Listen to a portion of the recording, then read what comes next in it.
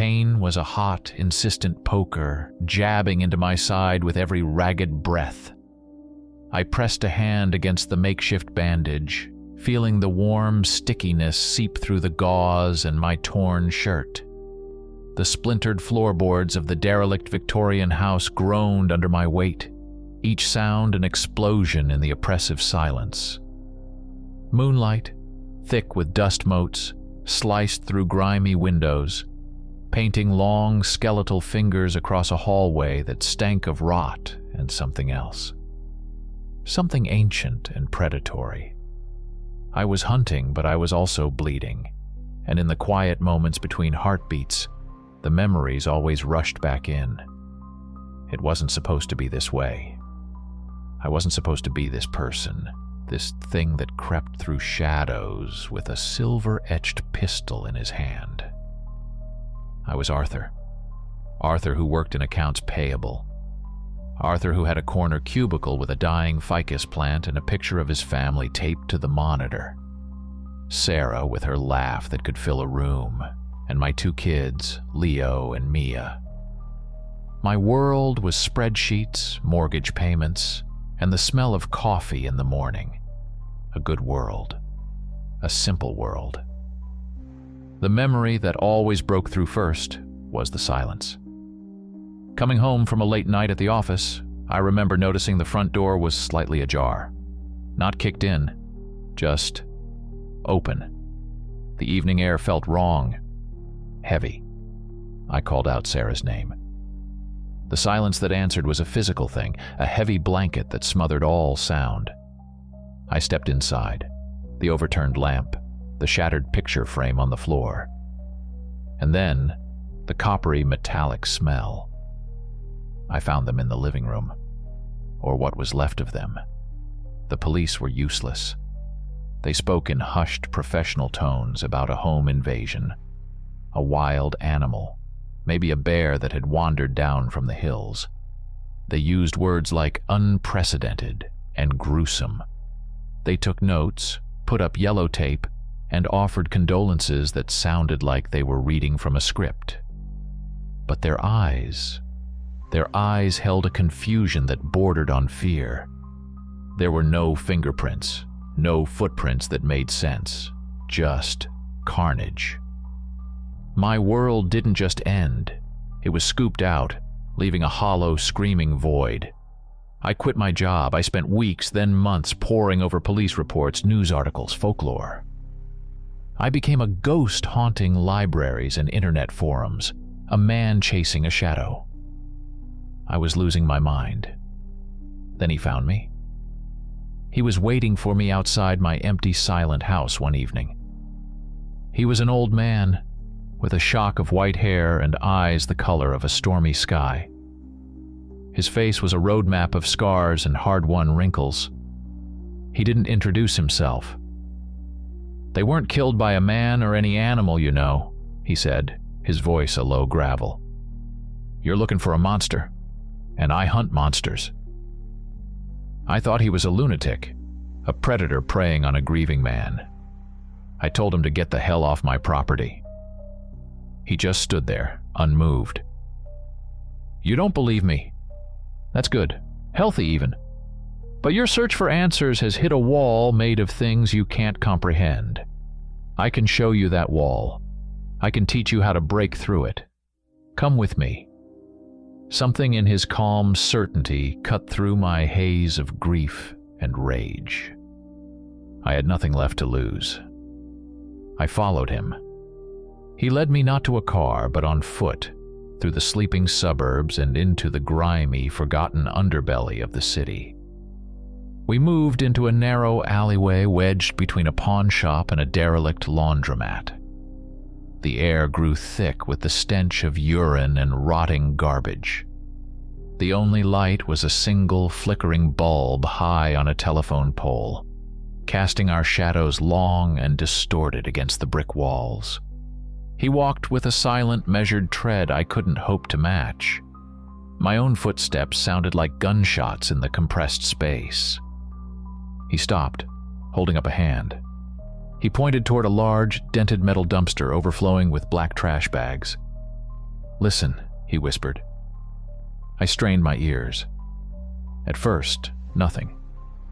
Then, a wet, rhythmic tearing sound, a faint, guttural smack of lips.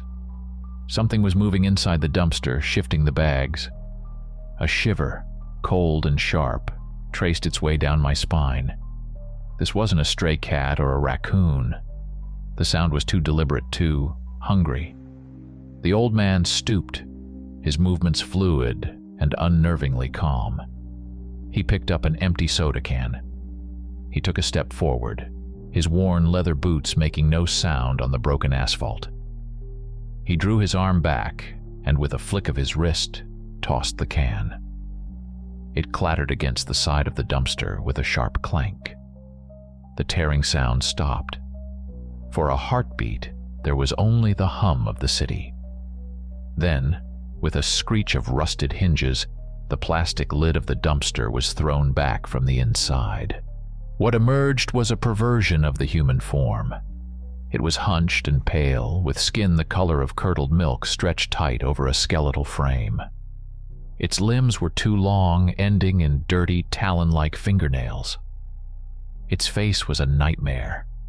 A hairless, bulbous head, a flattened nose that was little more than 2 slits, and a wide, lipless mouth that stretched from ear to ear, stained black with gore. It fixed its milky, sightless eyes on the old man and hissed, a sound like air leaking from a punctured tire. I was frozen, my blood turning to ice water in my veins. My mind screamed run, but my legs were stone. The old man didn't flinch. He just stood there, watching the creature crawl out of the dumpster and drop to the ground in a boneless heap. It rose to its full, lanky height of nearly 7 feet. "Ghoul," the old man said, his voice still a low murmur, as if he were identifying a species of bird. He reached into his long coat and produced a blade. It wasn't a sword, but a long, wicked-looking knife, its steel catching the dim light. The blade seemed to hum, etched with symbols I didn't recognize. The ghoul lunged, impossibly fast. It was a blur of pale limbs and sharp claws. But the old man was faster. He sidestepped the charge, moving with a grace that defied his age. As the creature passed him, he brought the knife around in a clean silver arc. The blade sliced through the ghoul's back. There was no spray of blood. Instead, the ghoul let out a piercing, high-frequency shriek that made my teeth ache. Its body convulsed violently. A brilliant blue-white light erupted from the wound, spreading through its limbs like electricity through a circuit board. The creature's form began to waver, to dissolve. Its edges blurred, turning into what looked like television static. With a final, faint pop, it disintegrated into a cloud of fine gray ash that swirled once in the foul air before settling on the ground, indistinguishable from the filth of the alley. The old man calmly wiped his blade on a cloth and sheathed it. He turned to me, his stormy eyes boring into mine. My heart was hammering against my ribs so hard I thought they would crack. "They don't leave bodies," he said, his voice cutting through my shock. "No DNA, no evidence, nothing for your police to find. That's why no one believes. That's why the world keeps spinning, ignorant of the things that hunt in its dark corners." He took a step closer. "The thing that took your family. It was one of them. Different shape, different name, but the same vile origin. Now, do you believe me? Are you ready to learn?" I looked from the spot where the monster had vanished to the old man's resolute, grim face. The world I knew was a lie. The monster that had haunted my waking thoughts and my nightmares was real. And this man, this stranger, had just shown me it could be killed. The hollow void inside me was still there, but now, for the first time in months, something else began to burn within it. not hope. Something harder, colder, purpose. "Yes," I said, my voice hoarse. "Teach me everything." The warehouse sat 3 miles off a county highway, a rust-colored metal box squatting in a field of dead grass. This became my church, my school, and my crucible. Inside, it was a lethal workshop. One corner was a makeshift firing range, the back wall pocked and shredded from thousands of rounds. Another area held a long workbench cluttered with vials, burners, and bundles of dried herbs. Wolfsbane, nightshade, St. John's wort, their acrid scents mingling with the smell of gun oil and old steel. A heavy bag, filled with something far denser than sand, hung from a steel girder. But the heart of the place was the library, a single massive steel-reinforced bookshelf groaning under the weight of leather-bound tomes. Their pages were filled with anatomical drawings of things that shouldn't exist, detailed descriptions of their habits, their weaknesses, their varied and gruesome methods of killing. Silas, as I learned the old man was called, was a relentless teacher. My days of spreadsheets were replaced by a grueling regimen. I learned to break down and reassemble a dozen different firearms blindfolded. I learned that a silver-laced bullet will tear through a lycanthrope's hide, but you need consecrated iron to put down a vengeful spirit. I learned the precise mixture of saltpeter, sulfur, and blessed water to create a warding circle that could hold back a lesser demon, and the subtle differences in the tracks left by a Barghest versus a hellhound. "Knowledge is your shield," Silas would say, his voice echoing in the cavernous space. "Your weapon is just the tool you use to deliver that knowledge." I soaked it all in, my grief a furnace that forged my focus. Every monster I studied, every weakness I memorized, I compared to the fragmented horror of that night. The sheer brutality, the way the room was torn apart. It didn't match the profile of a ghoul or a phantom. It was something powerful, something that reveled in its strength. The answer eluded me, a maddening itch deep in my soul. I hunted with Silas. We cleansed a nest of chittering, spider-like things from the sewers of Baltimore and banished a poltergeist that was feeding on the fear of a family in rural Pennsylvania. We were paid, Silas explained, by a clandestine network of benefactors. The Aegis, he called it, who understood the true nature of the world and funded our war. The money was good, but every job was a roll of the dice. I collected a tapestry of scars, each one a testament to a near-fatal mistake, which brought me here, to this god-forsaken patch of woods in the Appalachian foothills, bleeding from a fresh wound. My current hunt. According to Silas's intelligence, this was one of the last of an old bloodline. A werewolf. We had tracked him for 2 days. The fight happened an hour ago, a whirlwind of violence in a moon-drenched clearing. He was fast, impossibly so, a blur of fur and fang.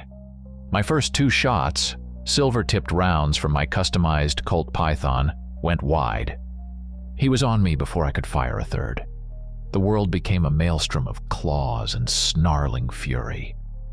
I brought up my knife, a heavy 9-inch blade of pure consecrated silver. The metal hissed as it scraped against his claws, showering the dark clearing with sparks. He was all brute force and feral instinct.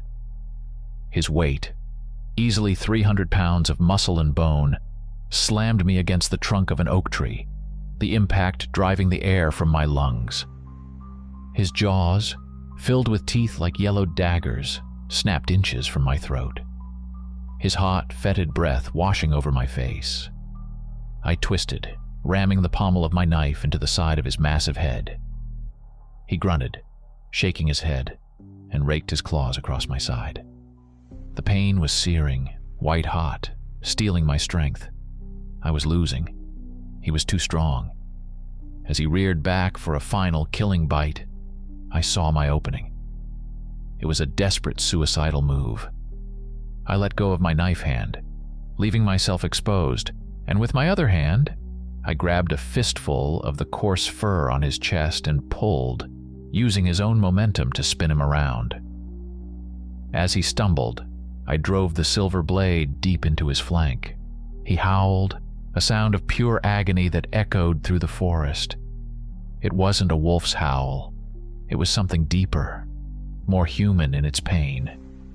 He staggered back, pulling away from me, the knife still buried in his side. And then the change began. It was a horrific, unnatural process. Bones cracked and reshaped themselves with audible snaps. The fur receded into pale, sweating skin. The lupine snout shortened, the ears pulled back, and the massive frame contorted and shrank. Within seconds, a man stood where the beast had been, panting and bleeding heavily. He was tall, wiry, with a wild look in his eyes. He clutched the silver knife still embedded in his side, hissing as his flesh sizzled around the metal. He looked at me, not with feral hatred, but with a strange, knowing pity. A bloody smirk twisted his lips. "You hunt well, little man," he rasped, his voice a wet gurgle. He coughed, spraying a fine mist of blood. "But you're chasing the wrong ghost." I stood my ground, my revolver aimed at his chest, my own blood dripping onto the forest floor. "What are you talking about?" "Your family," he wheezed, the smirk widening. "I know the scent of your grief. It's an old wound. Deep.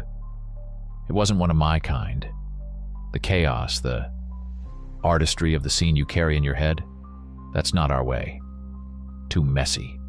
Too loud." He took a ragged breath, his body starting to tremble. The silver was doing its work, unmaking him from the inside out. "You want the ones who did that?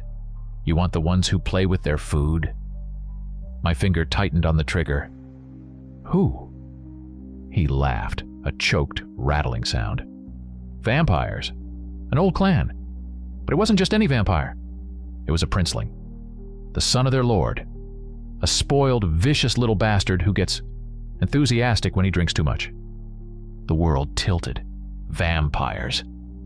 The word hung in the air, both absurd and terrifyingly plausible. The werewolf sagged, his legs giving out. He fell to his knees, his eyes starting to glaze over. His skin was turning gray, flaking at the edges like old parchment. He has his father's silver hair," he whispered, his voice fading. "Find them, and you'll find your monster." With a final shuddering sigh, his body crumbled. It didn't burn or pop like the ghoul.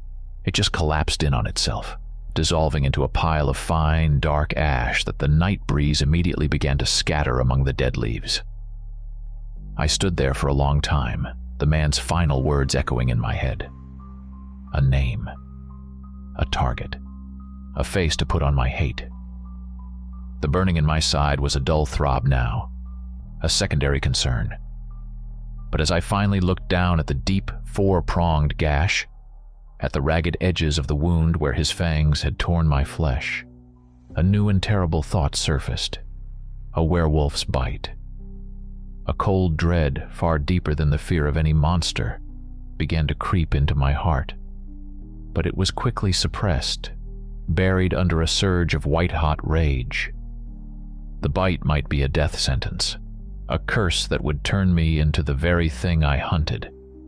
But the werewolf's last gift, his final spiteful revelation, had given me something I hadn't had before. A direction. A true target.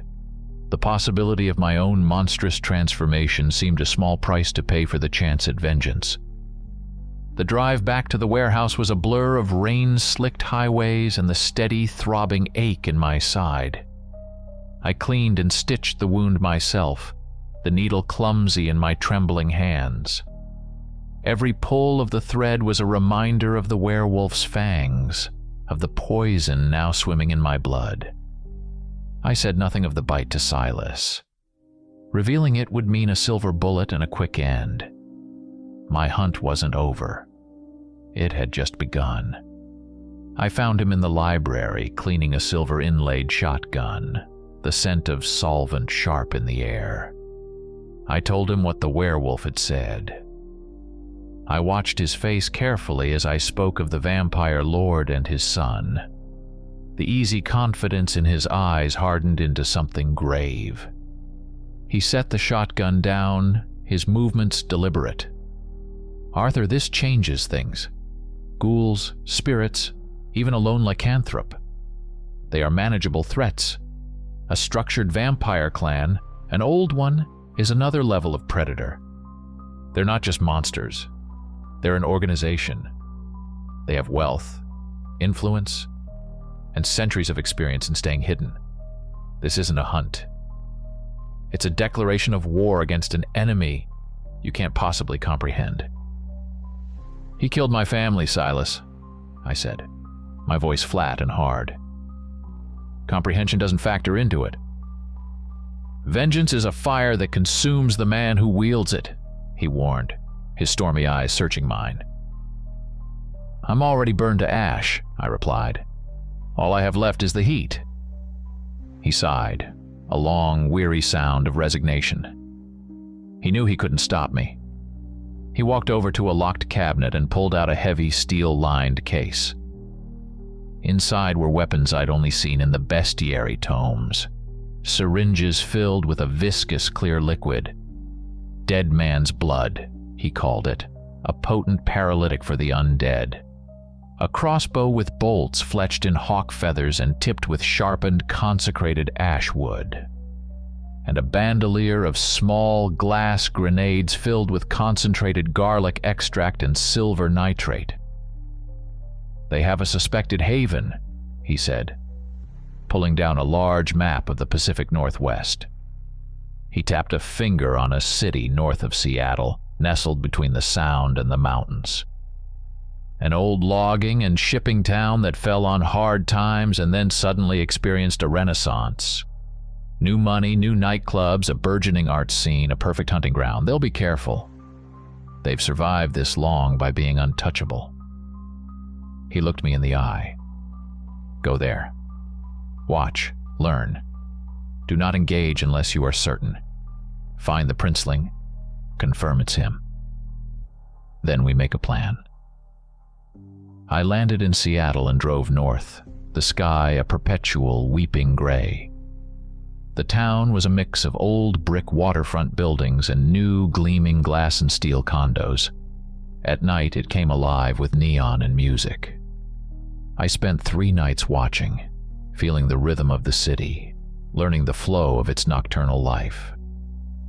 I focused on the most exclusive clubs, the ones with velvet ropes and bouncers built like refrigerators. On the 4th night, I saw him. He stepped out of a black town car, and my breath caught in my chest. He matched the werewolf's description perfectly. He was young, impossibly handsome in that predatory, inhuman way, with a cascade of silver blonde curls that seemed to catch the neon light. He moved with an arrogant grace, his eyes sweeping over the crowd with a bored, proprietary air. He was with a young woman, a college-aged girl who was looking at him with wide, star-struck eyes, completely oblivious to the shark she was swimming with. I got back in my rented sedan, the engine a low thrum, and waited. 2 hours later, they emerged. He was whispering something in her ear, and she was laughing, leaning against him. They got into his car, a sleek black sports car that cost more than my old house, and peeled away from the curb. I followed, keeping a safe distance. They didn't go to a condo. They drove out of the city, heading east into the thick, dark forests that blanketed the foothills of the Cascades. They turned onto a private, unlit road that wound its way up a hillside, ending at a sprawling modern house made of dark wood and vast panes of glass. It was utterly isolated, surrounded by 100 acres of silent, looming pine trees. I parked a quarter-mile down the road and went the rest of the way on foot, moving through the trees like a wraith. The house was lit from within, warm light spilling out onto a manicured lawn. I circled around to the back, where a large deck overlooked the dark expanse of the forest. Through a floor-to-ceiling window, I saw the living room. They were on a couch, a bottle of wine on the table. He was leaning in, his charm a palpable, suffocating thing. I watched as he traced a finger down her neck, his eyes fixed on the pulse beating in her throat. Her eyes fluttered shut in what she thought was ecstasy. I couldn't wait. Not for a plan. Not for Silas. The image of my wife, my children, flashed behind my eyes. I pulled the customized .45 from my shoulder holster. It was loaded with silver-jacketed hollow points. I found a sliding glass door on the side of the house. It was unlocked. I slid it open and stepped inside, silent as a ghost. The house was deathly quiet, except for the low murmur of his voice from the other room.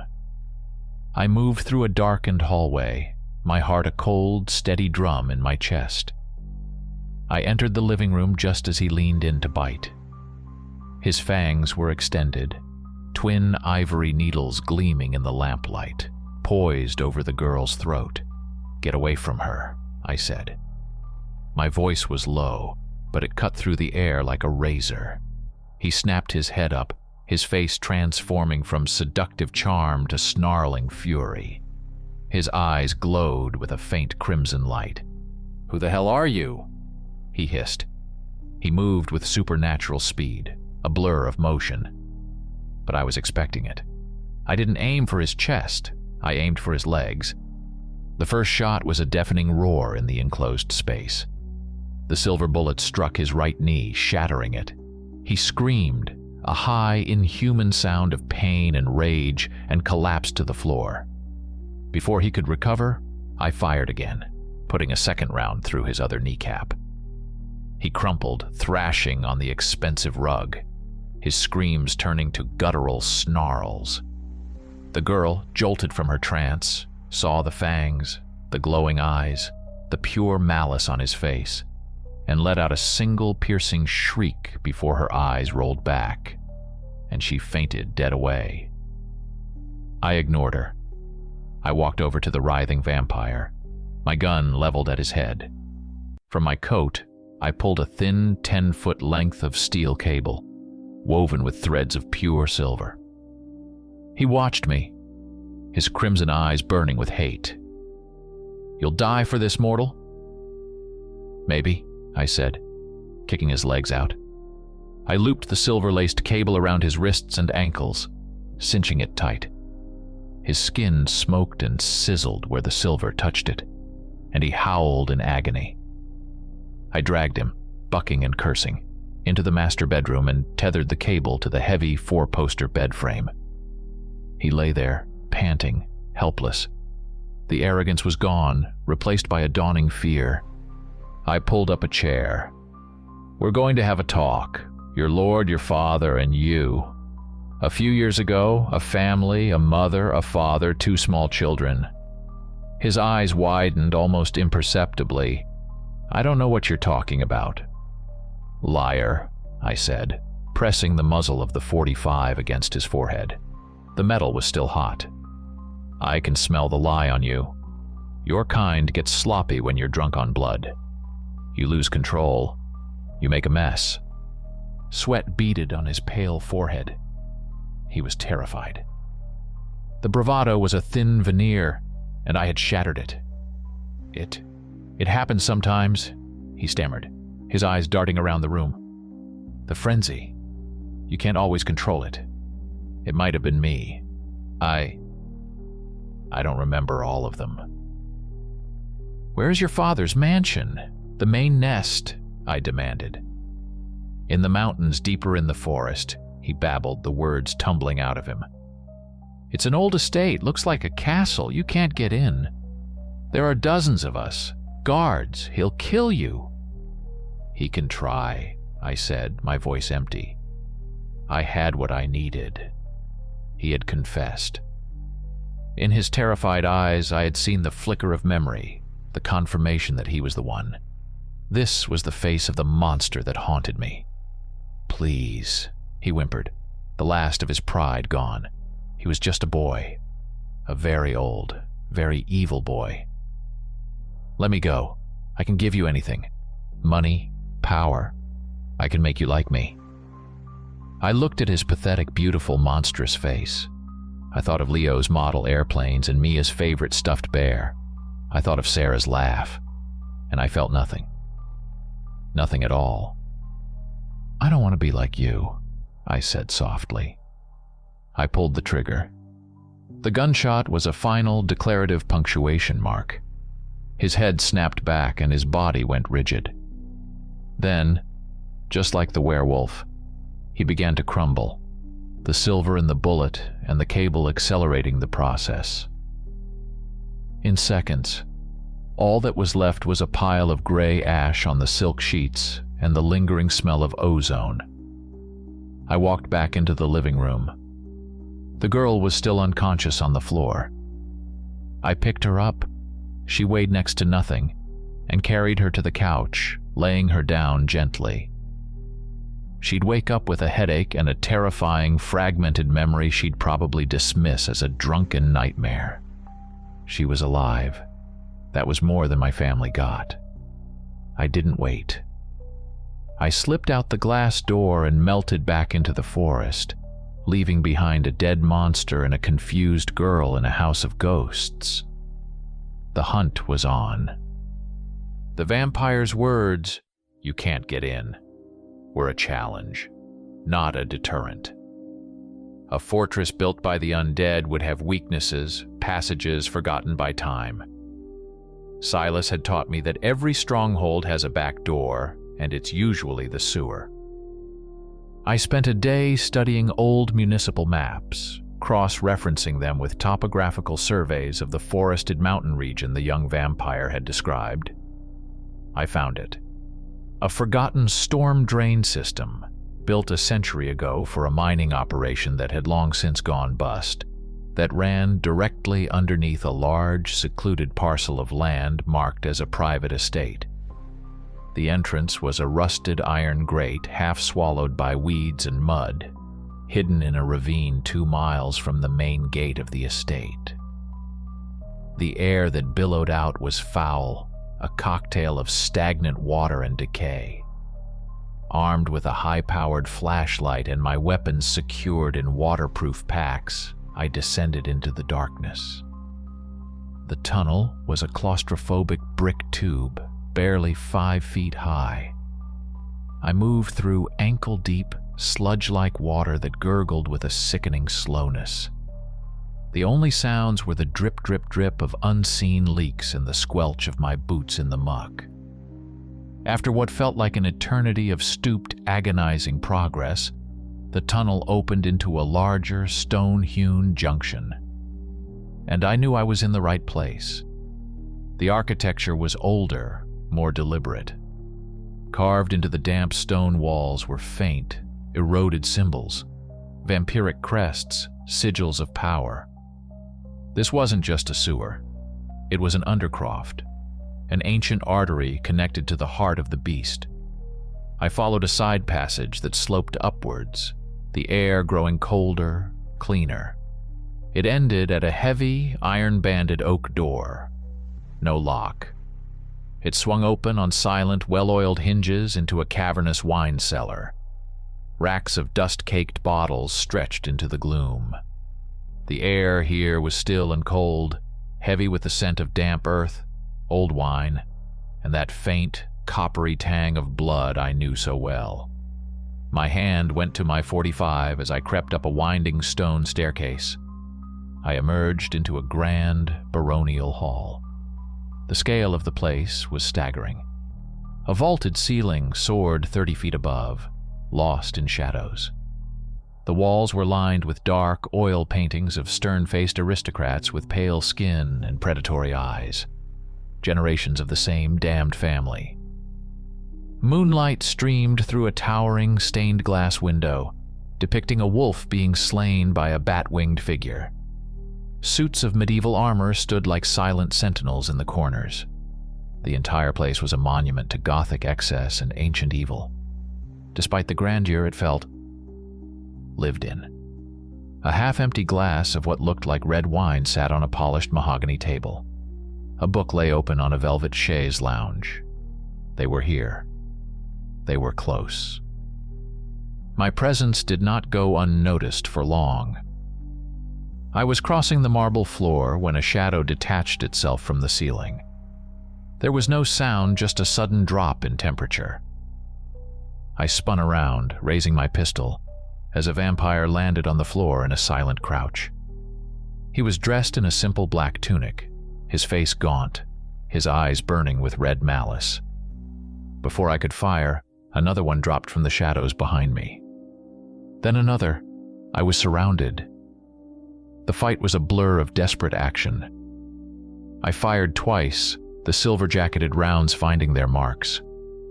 Two of the vampires shrieked and dissolved into ash, the explosions of light momentarily blinding me. But there were too many. One of them, inhumanly fast, slashed at me with long, claw-like nails, tearing through my coat and scoring deep furrows across my chest. The pain was a fresh fire on top of the old one in my side. I stumbled back, swinging my silver knife in a wide arc, forcing them to give me space.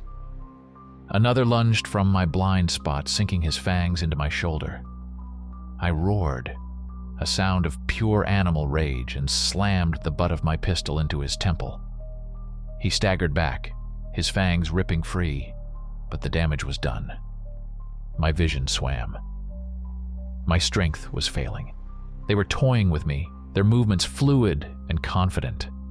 They were stronger, faster. I was wounded, bleeding from 3 different places, and hopelessly outmatched. Escape. That was my only option. I threw one of the garlic and silver nitrate grenades. It shattered on the floor, releasing a cloud of acrid, sizzling vapor.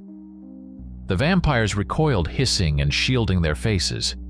It gave me the opening I needed. I sprinted for the massive stained glass window, the only source of light. Without a second thought, I hurled myself through it.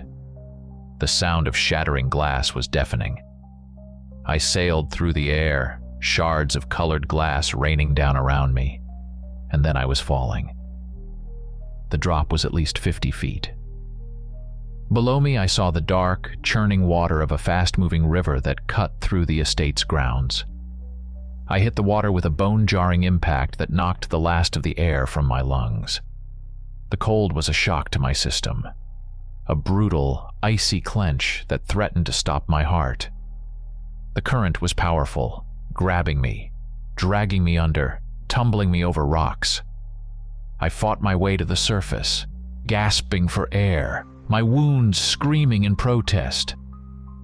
From the broken window high above, I heard an enraged shriek.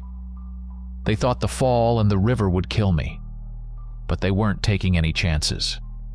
A dark shape launched itself from the mansion, spreading leathery wings against the moonlit sky. It wasn't a vampire in human form. It was something else. A devolved servant, a creature of the night. A strigoi. It swooped down towards the river, its red eyes locking onto my position. I was losing consciousness, my blood loss making me weak. The current carried me downstream, but the winged creature was gaining. I was swept towards a shallow sandbar. As I struggled to my feet in the waist-deep water, it descended. It was a terrifying sight, a twisted humanoid body, membranous wings, and a face that was all fangs and fury. It swooped down, its talons digging into the meat of my already wounded shoulder. It lifted me effortlessly from the water, the wind whistling past my ears as we ascended. Its fangs, long and needle-sharp, plunged into my neck. A new venomous fire spread through me. It carried me 50, 60 feet into the air, and then, with a triumphant screech, it let go. I fell. This is it, I thought, the ground rushing up to meet me. This is how it ends. But then, something inside me broke. The werewolf's bite. The poison in my blood, dormant until now, ignited by the fresh dose of vampiric venom and the certainty of my own death. It wasn't just a fire. It was a goddamn inferno. An agonizing, transformative power roared to life within me. My bones snapped, elongated, and reformed with sickening speed. My muscles bunched and swelled. Coarse, dark fur erupted from my skin. My senses exploded. The world became a symphony of scents and sounds. I hit the ground not with the crack of breaking bones, but with a ground-shaking thud, landing on all fours. I was no longer Arthur, the hunter. I was something else, something primal. I was a werewolf, but my mind was still my own. The rage was there, a roaring furnace. But I was at the heart of it, in control. I looked up. The strigoi was circling back, ready to confirm the kill. It saw me, saw the 8-foot-tall beast of claws and fury standing where a broken man should have been. And it hesitated for a fraction of a second. That was all I needed. I coiled my powerful new legs and launched myself from the ground, a 10-foot leap of pure muscle and rage. I met it in midair. My claws, now like obsidian daggers, ripped through its leathery wing. It shrieked in pain and surprise, trying to disengage. But I held on. We crashed to the ground in a tangle of limbs and fury. It was strong, but I was stronger. It snapped at me with its fangs, but I batted its head aside with a blow that cracked bone. I sank my own newly acquired fangs into its throat and ripped. There was a wet tearing sound and the creature went limp. It dissolved into ash, just like the others, leaving me panting in the moonlight, covered in its dust and my own blood. I stood up, feeling the power course through me. My wounds were already closing, the flesh knitting itself back together with astonishing speed. The pain was gone, replaced by a cold, exhilarating strength. I was no longer the prey. I was the predator. And the hour of reckoning was at hand. Vengeance is a patient predator. The raw power thrumming in my veins, the beast simmering just beneath my skin, screamed for me to charge back into that Gothic fortress and tear it stone from stone. But the human part of me, the part that Silas had trained, knew better. A frontal assault was still suicide. They had the numbers, the terrain, the experience. But now, I had an equalizer. I had the forest, and I would make them bleed on my terms. I retreated, melting back into the vast, dark expanse of the Cascade Wilderness. The change back to my human form was as jarring as the first transformation, leaving me naked, shivering, and lying in a bed of pine needles as the sun began to rise. The werewolf's curse, it seemed, had fully taken root. I was a monster, but I was a monster with a purpose. My new strategy was simple: attrition. I would become a ghost in their backyard, a rumor that turned into a nightmare. I would sever their connection to the outside world, picking them off one by one until fear corroded the foundations of their arrogance. My first targets were the couriers. Vampires, for all their power, were creatures of habit and luxury. They had associates, supply lines. I spent 2 days observing the private road leading to the estate. On the third night, a black sedan with tinted windows made its way up the lonely mountain pass. I waited, hidden in the thick undergrowth on a steep embankment overlooking a sharp turn. As the car approached, I let the change take me. The pain was less this time, more of a violent, exhilarating rush. Bones shifted, muscles swelled, and the world sharpened into a high-definition tapestry of scent and sound. In seconds, I was the beast. The sedan rounded the corner. I launched myself from the darkness. The impact was like a cannonball hitting a tin can.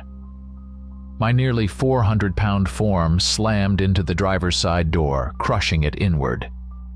The car swerved violently, the screech of tortured tires echoing through the silent woods before the vehicle plowed headfirst into a massive Douglas fir.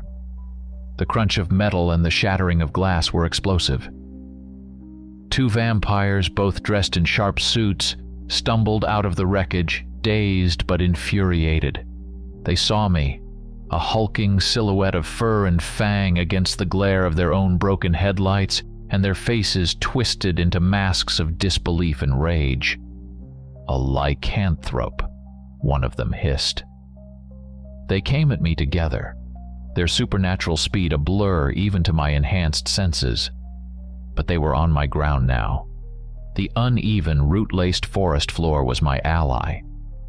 I met the first one's charge with a swipe of my claws that he barely dodged, the tips carving deep gouges in the tree behind him. The second one tried to circle around to flank me. I anticipated the move, spinning and slamming my body into him, sending him flying into the wreck of his car. The fight was brutal and ugly. They were strong, but their fighting style was suited for city alleys and drawing rooms, not this primal chaos. I was fury and instinct. I tore, I bit, I used my sheer mass as a weapon. They scored cuts on me, deep and painful, but the wounds closed almost as fast as they were made, steaming in the cool night air. Within a minute it was over. Two more piles of fine, gray ash mingled with the leaking fluids of the dead car. I repeated this pattern for 2 weeks. A pair of them out for a joyride with a hypnotized human in the passenger seat found their sports car flipped into a ravine. A small group of 4, sent out to hunt for game in the forest, found themselves the hunted. I used the terrain to my advantage, setting ambushes, creating rock slides, driving them into dead ends. I was relentless, a force of nature they couldn't predict or counter. Fear began to take root in the clan. I could feel it.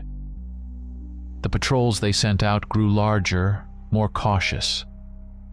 They stopped using the road at night. They were becoming prisoners in their own castle. I could hear their frustrated shouts carrying on the wind from the mansion walls, see the frantic, angry lights moving behind the windows. They sent hunters after me. Not the usual guards, but specialists. A trio of older, more powerful vampires. I scented them from a mile away. They moved through the forest with a practiced silence, armed with silver-tipped crossbows and long, barbed spears. They were good. They tracked me to a rocky outcropping near a waterfall, attempting to corner me. This time, I didn't wait for them to set the trap. I triggered it myself. I let them get close. Let them think they had me cornered against the cliff face. Then, as they advanced, I loosed a roar that shook the very stones and charged not at them, but at the precarious rock formation above them.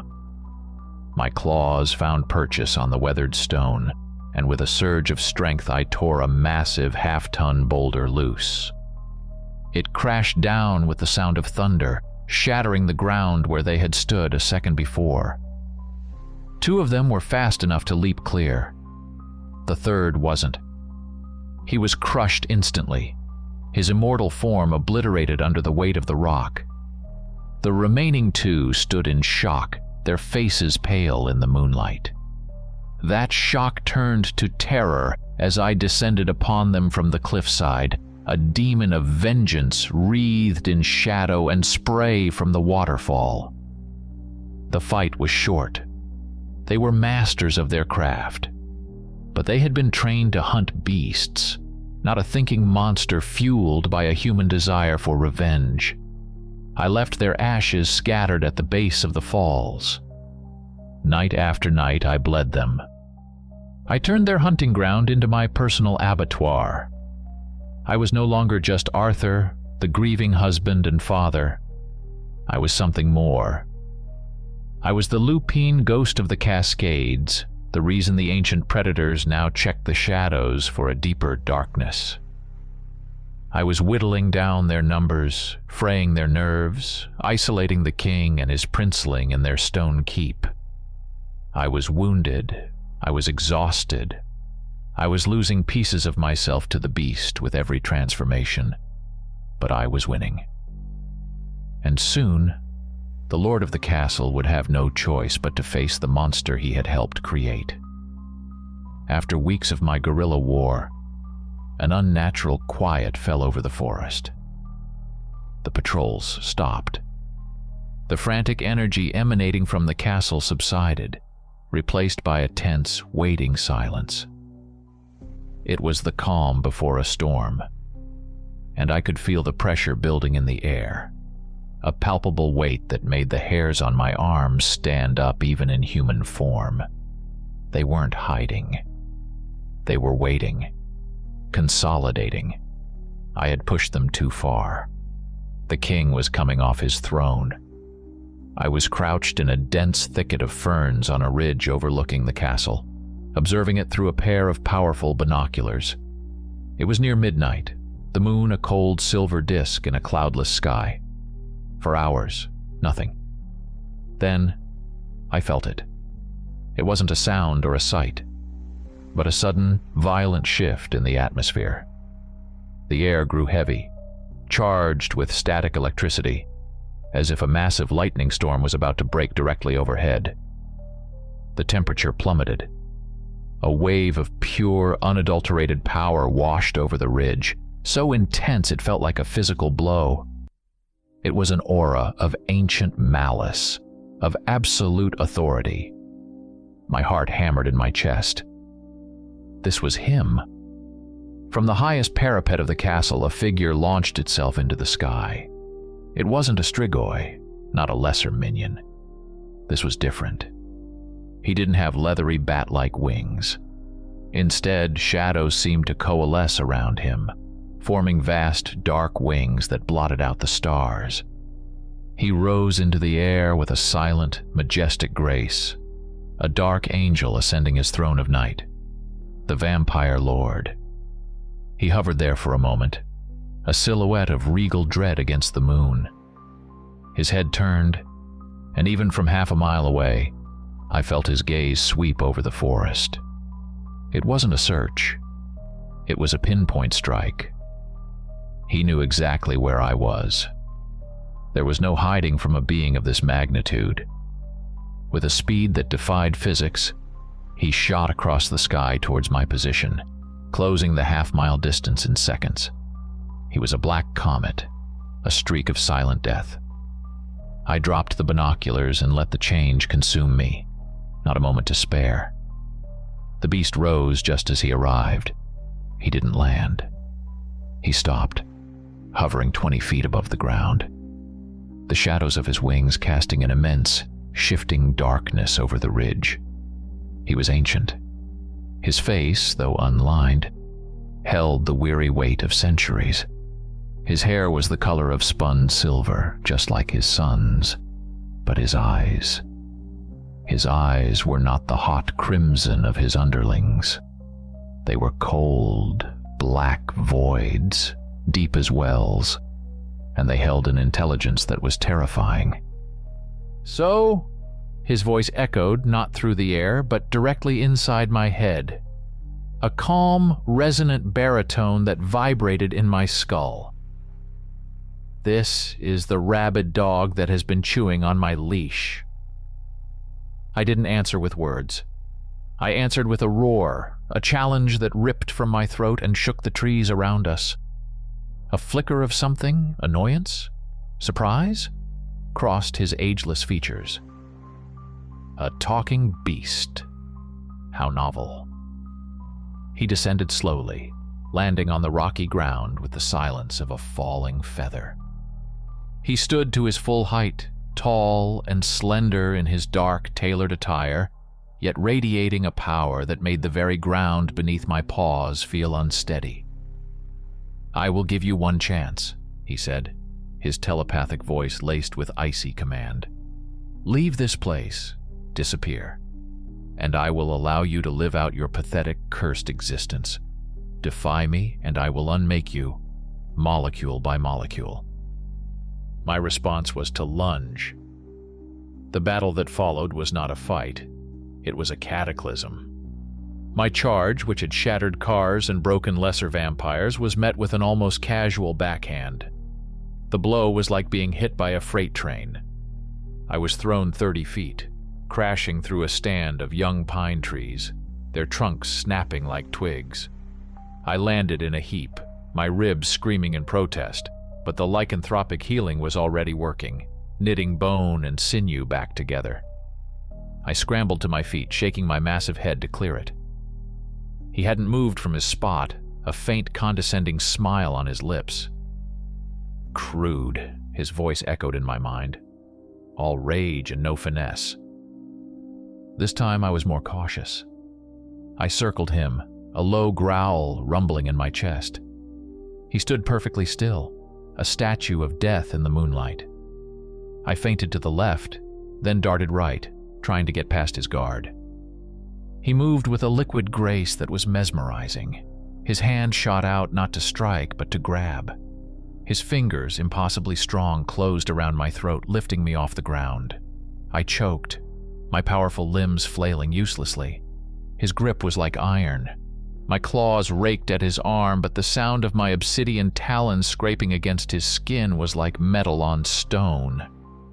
He was virtually indestructible. "I have crushed beings that would make your little pantheon of nightmares weep in terror." His voice slid into my mind, cold and sharp. "You are nothing." With a flick of his wrist, he threw me again, this time against the face of a sheer rock cliff. The impact was titanic. The world exploded into a starburst of pain, and for a moment I knew nothing. The cliff face around me fractured, raining stone and dust. I slumped to the ground, my vision blurring, the taste of my own blood in my mouth. He advanced slowly, a predator savoring the kill. A pity.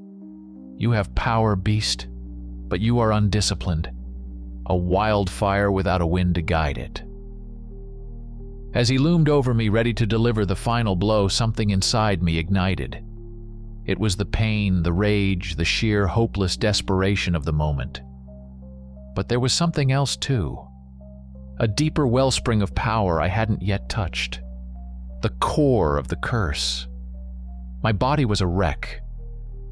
The vampire lord stood over me, a figure of absolute power, his hand raised to deliver the strike that would extinguish my existence. He was right. I was crude. I was nothing but rage against an ancient storm. My quest for vengeance was about to end in a smear of blood and fur on a forgotten cliffside. The thought of my family, of my failure to avenge them, was a final bitter pill. And then it happened. It wasn't a conscious decision. It was an instinctive, primal reaction to imminent annihilation. A new fire, hotter and more intense than the rage of the transformation, erupted from the core of my being. It surged through me, a torrent of raw, untamed energy. My vision, which had been graying out, snapped back into focus with an impossible clarity. The world didn't just seem sharper. I could see the energy flowing through it. The life in the trees, the cold power radiating from the vampire lord, the moonlight itself. My healing factor went into overdrive. I felt bones resetting, muscles reknitting not just to their previous state, but to something stronger. My fur, which was a dark brown, shifted, deepening to the color of obsidian.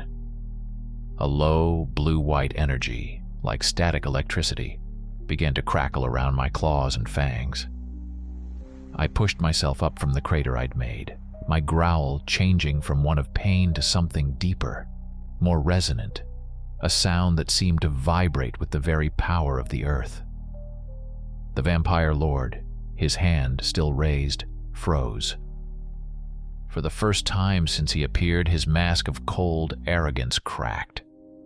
His black, bottomless eyes widened, and a flicker of genuine shock, no, of disbelief and dawning fear, crossed his face. That energy, it cannot be. His voice in my head was no longer a resonant baritone, but a strained, incredulous whisper. Are you an Omega? The word meant nothing to me, but the power it implied was undeniable. I felt it, a connection to something ancient and vast. The bestiary, Silas's books. I remembered a passage I had skimmed over, dismissing it as myth even in a world of monsters. The Omega. A lycanthrope of primordial origin, born not of a curse but of a balance, appearing once in a century, possessing the power to command the raw, chaotic energies of the transformation itself. A king among beasts. The werewolf's bite hadn't just cursed me. It had unlocked something that was latent within me, a genetic anomaly, a 1 in a billion chance. The nearness of death at the hands of this ancient vampire had been the final key. I rose to my full height, now standing a good foot taller than before. The Lord took an involuntary step back, his composure completely shattered. This changes nothing, he snarled, trying to regain his authority, but the fear in his telepathic voice was unmistakable. He lunged, no longer toying with me, but attacking with his full, desperate power. The fight was different now. I could see his movements before he made them, telegraphed by the flow of his own dark energy. When he struck, I was no longer there, moving with a speed that now matched his own. I ducked under a blow that would have decapitated me moments before, and my claws raked across his chest. This time, they drew blood. Dark, thick ichor, almost black, welled up from 4 deep gouges in his fine coat and pale skin. He hissed, a sound of pure pain and fury, and stared at his wound in disbelief. Impossible. The tide had turned. Now it was he who was on the defensive. My attacks were no longer just brute force. They were guided, empowered by this new energy. I struck again, a blow aimed at the cliff face beside him. The blue-white energy crackled from my claws, and the rock didn't just fracture. It exploded, sending a shower of razor-sharp shrapnel at him. He threw up a wall of shadow to block the blast, but the force of it sent him staggering back. He was powerful, ancient, but he was facing a force of nature he had only read about in forbidden legends. He was fighting a living myth. We battled across the ridge, a whirlwind of darkness and primal fury. The ground buckled under our blows. Trees were uprooted and tossed aside like matchsticks. My Omega power was raw, untamed, and it was taking a toll on me, but it was overwhelming him. I was stronger, faster, and my regeneration was now so potent that his blows, when they landed, were little more than annoyances. Finally, I saw my chance. He overextended, lunging with his claws outstretched, and I sidestepped, clamping my jaws around his arm. My fangs, glowing with that faint blue energy, sank deep into his ancient flesh.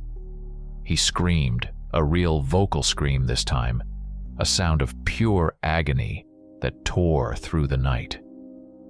The Omega energy was like a poison to him, unmaking his immortal tissues. He tore his arm free with a massive effort, leaving strips of his flesh in my teeth. He backed away, panting, his arm a mangled, smoking ruin. He looked at me, his black eyes filled not with hate, but with a new, horrifying understanding. Fear. Why? He broadcasted, his voice ragged. Why this obsession? What could drive a creature to awaken such power? Who are you to bring this ruin upon my house?"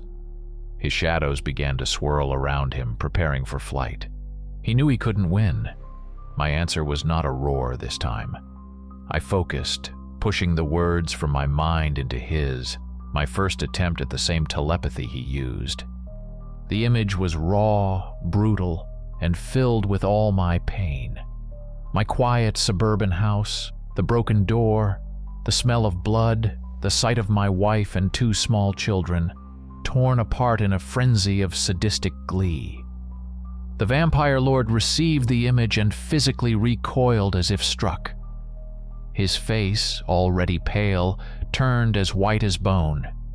The arrogance, the anger, the fear, it all drained away, replaced by a look of utter soul-shattering horror. He stared at me, then glanced back in the direction of his castle where his son was waiting. The realization dawned on his face, a truth more terrible than any monster.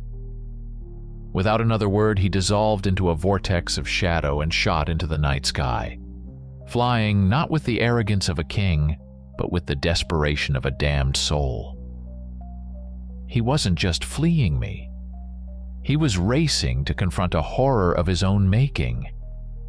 I didn't hesitate. I launched myself into a sprint, my powerful legs eating up the ground, following the dark comet of the fleeing lord. The final act was about to begin. The chase was a blur of primal speed and desperate flight. The vampire lord flew like a bolt of black lightning through the forest. But I was a shadow that clung to the forest floor, leaping over ravines and smashing through undergrowth, my omega-fueled body tireless. He was fast, but he was wounded, and his mind was clearly in turmoil. I was gaining. He reached the castle moments before me, a streak of darkness that shot through the shattered remains of the stained glass window. I didn't bother with the sewers this time. I didn't need stealth. I hit the main gate, a 10-foot-tall behemoth of iron-banded oak, at a full sprint. The gate didn't stand a chance. It exploded inward in a shower of splintered wood and twisted iron, the sound echoing through the castle like a thunderclap. I stood in the entryway, a 9-foot-tall incarnation of death, my fur matted with blood and dirt, my eyes glowing with cold blue fire. The grand hall, which had been silent and empty before, was now filled with vampires. At least 20 of them. They had been waiting, gathered by their lord, but they were not prepared for this. They stared, frozen for a heartbeat, at the monster that had just demolished their front door. That heartbeat was all I needed. I wasn't the wounded man they had driven into the river. I was an apex predator unleashed in their den. The slaughter began. I was a whirlwind of black fur and blue energy. The first vampire to react, a hulking brute who snarled and lunged, was met with a single swipe of my claws. The Omega energy flared, and he didn't just dissolve into ash. He detonated in a flash of light and a cloud of dust, the force of it sending the vampires near him stumbling back. Panic erupted. Their arrogance, born of centuries of being at the top of the food chain, shattered. They were faced with something that wasn't just stronger, but fundamentally wrong in their world. Shouts of rage and fear echoed off the high, vaulted ceilings. They attacked, a wave of claws and fangs and supernatural speed. It was useless. I moved through them like a scythe through wheat. I saw their attacks before they were launched. The flow of their movements laid bare to my enhanced senses. I was a blur of motion, my claws and fangs my weapons. A vampire leaped from a balcony above, attempting to ambush me. I didn't even look up. I simply jumped, met him in midair, and tore his head from his shoulders. His body turned to ash before it even hit the marble floor. I tore through their ranks, my rage a cold, focused instrument of destruction. A group of 3 tried to corner me, their movements coordinated. I slammed my massive fists into the floor. The marble cracked, and a shockwave of pure force, laced with Omega energy, erupted outwards, throwing them from their feet. I was on them before they could recover. The fight was a brutal, one-sided massacre. I moved from the grand hall into the adjoining corridors and chambers, hunting them down. The castle became a charnel house. Priceless tapestries were torn and stained with the ashen remains of their owners. Suits of armor were dented and smashed as I used them as weapons, hurling them at my fleeing enemies. This wasn't a battle. It was an extermination. The fear in the castle was a palpable thing, a scent as strong as the blood and dust in the air. I could hear them, their terrified screams, their desperate, futile attempts to rally. They were ancient, powerful beings, reduced to scattering vermin in the face of a true monster. I cleared the lower levels room by room, my movements methodical, relentless. There was no thought, no emotion beyond the singular burning purpose that drove me. Every vampire I destroyed was a small, unsatisfying down payment on the debt that was owed to my family. Every flash of dissolving light was another ghost exorcised from the halls of my memory. I climbed the grand staircase, my claws carving deep gouges into the blood-red carpet runner. The guards on the upper landing, who had been poised to defend, broke and fled at the sight of me. I didn't give them the chance to escape. I was a force of nature, a hurricane of vengeance that could not be stopped. My senses, honed to a razor's edge, guided me. I could feel the 2 primary sources of power in the castle, the 2 hearts of the nest, growing stronger as I approached. The Lord and his son. They were in the throne room. I reached the massive, ornate doors at the end of the main gallery. They were closed. I didn't slow down. I smashed through them, the ancient wood exploding into kindling around me. And there they were. The final act. The throne room was a cavern of Gothic splendor. A massive, blood-red banner bearing the clan's bat-winged crest hung on the far wall, behind 2 ornate, high-backed thrones. The vampire lord stood beside the larger throne, his mangled arm hanging uselessly at his side, his face a mask of ashen despair. On the throne itself, lounging with an air of bored indolence, was his son, the silver-haired princeling, the murderer of my family. He looked up as I burst through the doors, a flicker of annoyance crossing his perfect predatory face. He saw my form, the hulking, blood-soaked beast, and then he saw his father's ruined state. A slow, arrogant smirk spread across his lips. "Father," he said, his voice a silken, mocking drawl. "What is the meaning of this? Why are you cowering before this? Dog. I told you your methods were too soft. You should have let me handle this from the start." The Lord didn't look at his son. His black, empty eyes were fixed on me. The power, the authority, the centuries of pride. All of it was gone, replaced by a grief so profound it seemed to suck the very air from the room.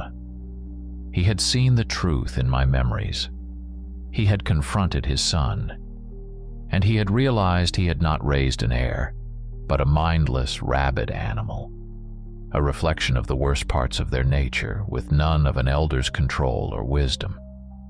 He had raised a fool. With a shuddering sigh that seemed to carry the weight of ages, the vampire lord sank to his knees on the cold stone floor. He bowed his head, an ancient king abdicating his throne in the face of a cataclysm of his own making. "Spare him," the Lord pleaded, his voice no longer in my head but a real broken whisper in the vast room. "Take my life. I am the one responsible. I allowed this. I failed him. But please, he is my only son." I ignored him. My glowing blue eyes were locked on the smirking princeling on the throne. The beast within me roared for his blood, but the human part, the cold, grieving part, needed to hear it. I focused my will, pushing a single image into the young vampire's mind. Sarah's face, smiling. The princeling's smirk faltered for a second, a flicker of confusion in his eyes. And then, recognition dawned. The memory, buried under countless other cruelties, surfaced. His smirk returned, wider and uglier than before, filled with a sick, reminiscent pleasure. "Ah, yes," he drawled, his eyes glinting. "The little suburban family, I remember her. She had spirit." He chuckled, a wet, ugly sound. "I remember how she screamed when I took the children first, begged me to stop." He leaned forward, his voice dropping to a conspiratorial whisper, savoring the memory. "But I especially remember how she screamed. That was it. The final thread of my control snapped. The roaring in my head became a physical reality, a sound of pure, unadulterated fury that shattered the remaining windows in the throne room. The world narrowed to a single point, the smirking face of the monster on the throne. "No!"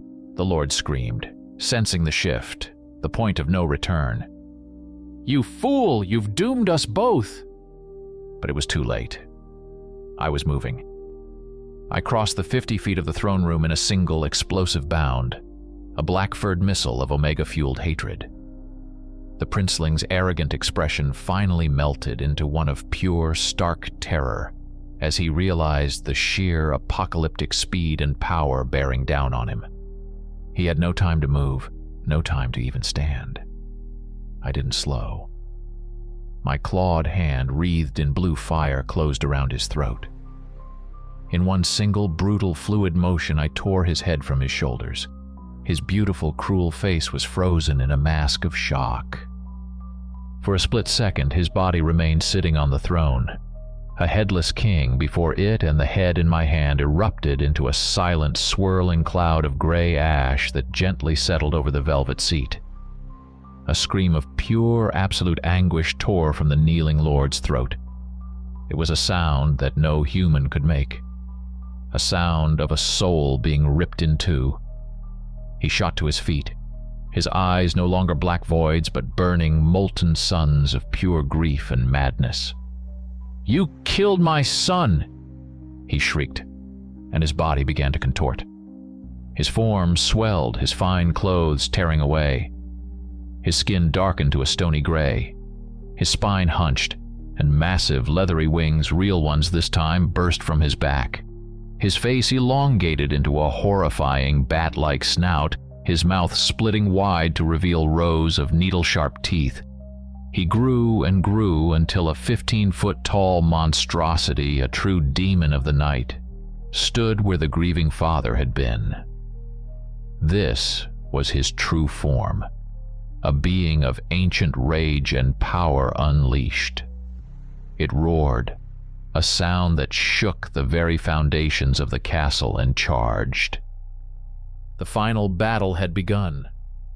This was no longer a fight against a sophisticated fencer. This was a brawl with a god of grief. His blows were like meteors, shattering the stone floor where I stood. I was faster, more agile, but his raw power was immense. He caught me with a sweeping blow from his massive, clawed hand and sent me flying through the wall of the throne room into the gallery beyond. I landed amid splintered stone and torn tapestries, but I was up in an instant, the Omega energy coursing through me, healing me. I charged back through the hole I'd made. He was waiting. We met in the center of the ruined room, a maelstrom of tooth and claw. I was the unstoppable force. He was the immovable object. He grabbed me, his immense strength pinning me. He opened his monstrous maw to bite, to drain, to extinguish me. I roared, channeling every last ounce of the Omega power. A nova of blue-white energy erupted from my body. It wasn't just a push. It was an explosion of pure primal force. The Lord was thrown back, his monstrous form sizzling and smoking where the energy had touched him. He was wounded, horribly so, but still coming. I knew I couldn't keep this up. The Omega power was finite, a deep well, but a well nonetheless. I had to end this. As he charged one last time, a lumbering behemoth of unstoppable grief, I didn't try to dodge. I stood my ground. I met his charge head on. But instead of matching blow for blow, I ducked under his swinging arms and drove my claws deep into his chest, seeking his dead heart. He impaled me on one of his own arm spikes in the same instant, the sharpened bone bursting through my back. The pain was absolute, a white-hot sun exploding behind my eyes. But my claws found their mark. I closed my fist around the cold, still organ in his chest, and with the last of my strength, I channeled the Omega fire directly into it. For a moment, we were frozen, two monsters locked in a fatal embrace. Then, a brilliant blue light began to shine from the Lord's chest, from his eyes, from his mouth. He let out one final, gargling roar that was half agony, half despair, and then he simply disintegrated, not into ash, but into a blinding flash of light that consumed the entire room. And then, silence. The silence that followed the Vampire Lord's demise was more profound than any I had ever known. It was the silence of a tomb, broken only by the crackle of fires that were beginning to lick at the ancient tapestries and wooden beams of the dying castle.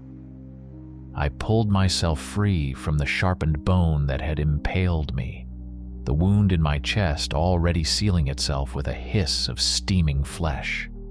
The Omega power receded, leaving behind a bone-deep exhaustion and an aching hollow quiet in my soul. I stood there for a long time, the beast receding, my form shrinking back to that of a man, naked and covered in ash and blood amidst the ruins. Vengeance was complete. The monsters who had destroyed my world were gone. I had expected something. Catharsis, peace, relief.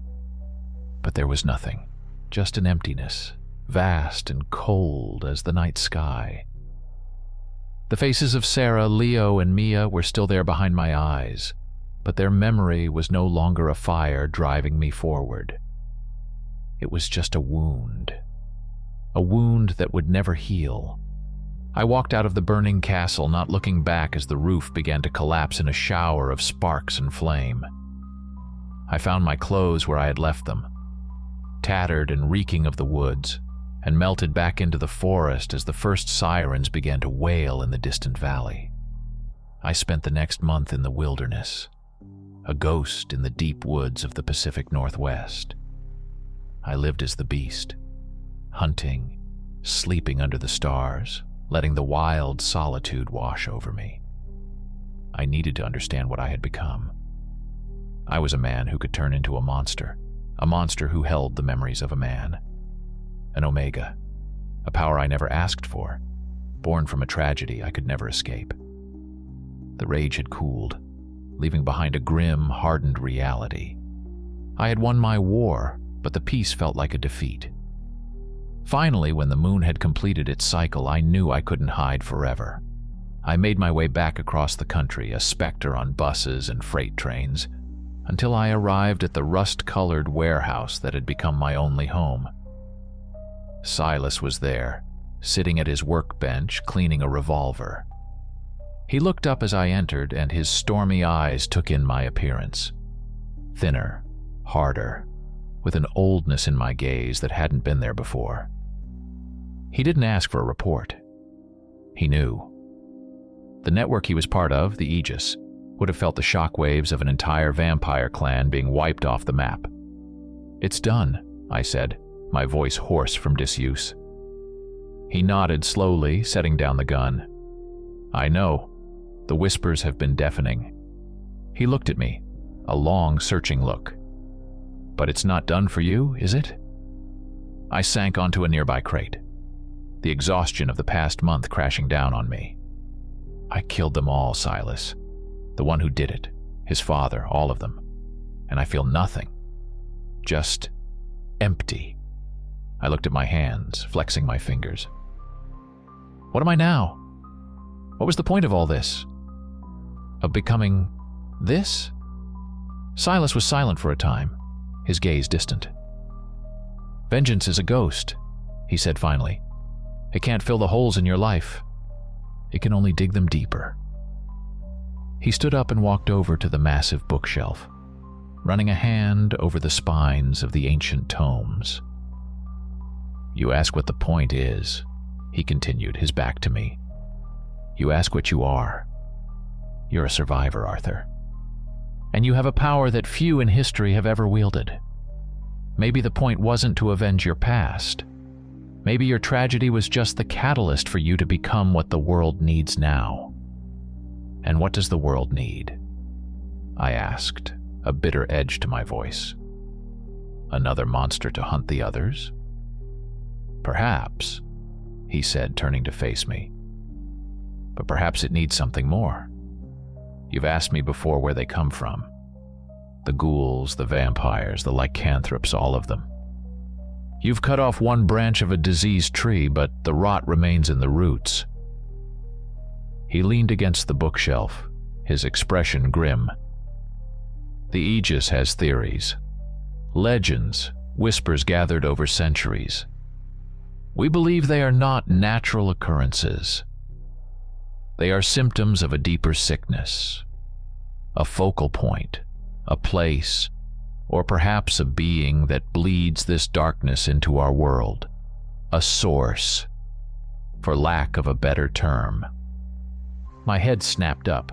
The werewolf's dying words, the old man's stories, the final conversation with Silas. A new purpose, not born of hate, but of grim necessity, began to dawn. A source, I repeated, the word tasting strange on my tongue. You think we can find it? It's a long shot, Silas admitted. A hunt for a myth. The trail is millennia old and colder than the grave. Most in the Aegis believe it's a fool's errand, but I don't. And with an Omega, the odds change. He looked at me, and for the first time, I saw a flicker of something that wasn't just weary duty in his eyes. It was a sliver of hope. Your quest for revenge is over, Arthur, he said, his voice low and steady. But a new hunt can begin. Not to avenge the dead, but to protect the living. Not to chase the ghosts of your past, but to fight the darkness of our future. I looked down at my scarred hands, then back at the old man who had guided me out of one hell and was now pointing the way into another, far deeper one. The emptiness inside me was still there. It would always be there. But around its edges, a new resolve was beginning to crystallize. It wasn't about me anymore. It couldn't be. All right, Silas, I said, my voice finding a strength I didn't know it had. Where do we start? He smiled, a rare, thin smile that barely creased his wrinkled face. We start with the oldest books. The story wasn't over. It was just beginning.